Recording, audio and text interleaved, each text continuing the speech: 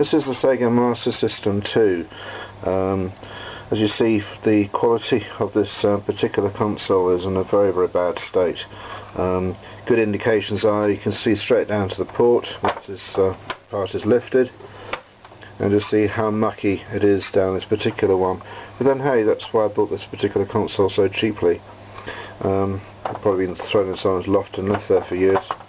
If you take the screws off from the back of the system and reveal the board, you can start to see how pitifully dirty this particular console is.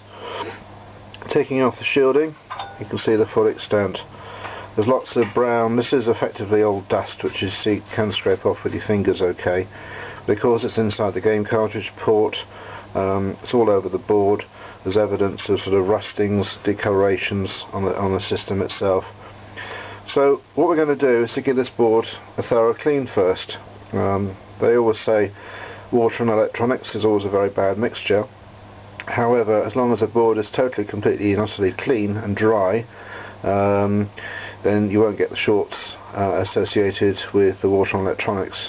What it does mean, however, is giving a nice thorough wash in some soapy water, and then various sessions of just clearing it with completely clean water. You don't want any soap residues or anything of that sort of nature. Ideally, of course, use distilled water, but as this is a one-off, we should be okay with just using general sort of tap water. But what I want to do is to get the board nice and clean, get all this rubbish off it, and I'll give it a bit of a shine while we're at it.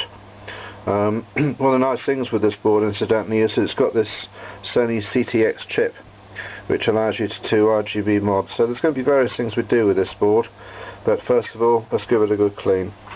We've taken out all the screws from the system, and that allows us to remove the board.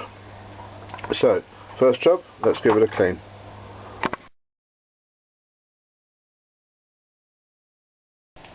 Obviously, undertaking this sort of work is entirely at your own risk.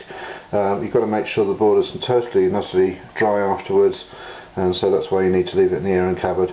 As always, these things are entirely down to your own risk.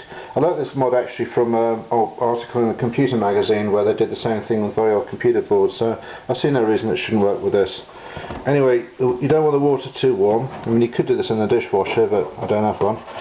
But basically, if you use a reasonably softish toothbrush, and just be very gentle, because you don't want to sag onto any of the components and start pulling them by mistake. Just give it a good old going over with a toothbrush in between the teeth. You see the board's starting to look a lot brighter and better already.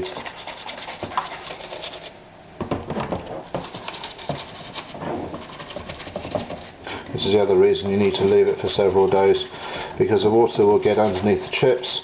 They'll also go inside the RF, which obviously we don't need.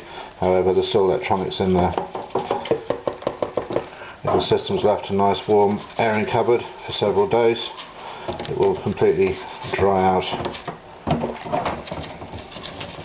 And they said in the computer article to leave it for 7 to 10 days, so that's exactly what I'm going to do. Obviously I'm using a new toothbrush here because I don't want any gunk and residue from anything else that could have been utilised beforehand. Don't really need to give the back of the board. I'll give it a quick clean anyway, why not?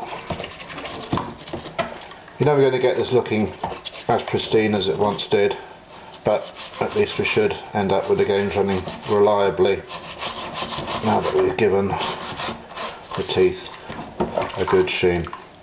Well, that's looking pretty good. Just going to now empty this and run some nice clean water. Do that 2 or 3 times to make sure that all the soap residue is removed, and then pop it in the airing cupboard.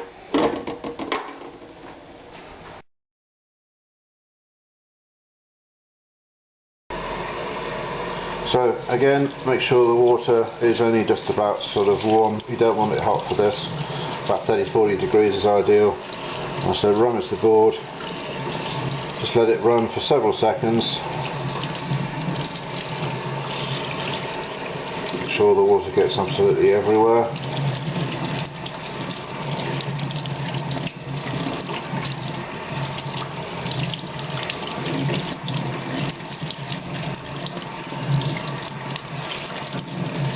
board's looking quite snazzy and far better than it did already. Okay, now I'm going to leave it to drain for a few moments. Dab it very gently and very lightly with a cloth, and then pop it in the air cupboard. It's going to need to be supported on something, couple of bolts, or doesn't matter what it is, so that the air can circulate in the airing cupboard all over the board nicely. And also a good idea to leave these components facing downwards in the airing cupboard, so of course any of the water can just drop down quite easily.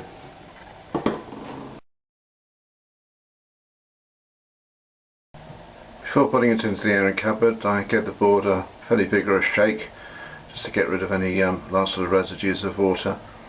As you see, it's just supported on the two corners by about a couple of foam pads, but it's nicely elevated, good airflow, and so we'll get back to it. It's all nice and dry.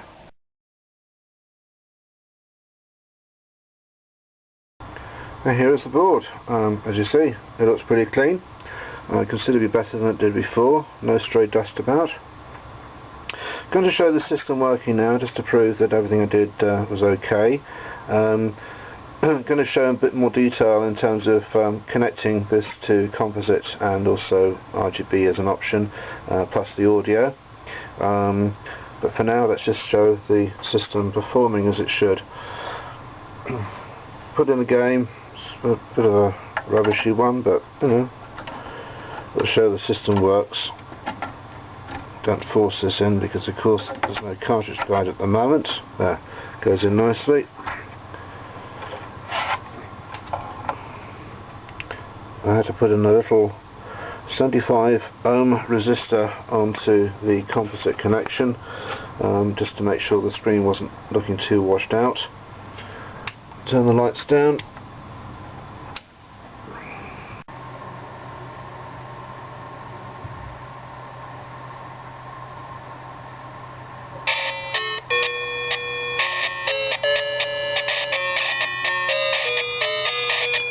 As you see, we've got quite respectable audio and visual. Let's hold the camera a little bit steadier. I'm going to do an RGB mod on this as well, in case it improves the quality further, but I think you'd agree, the composite there is actually pretty acceptable.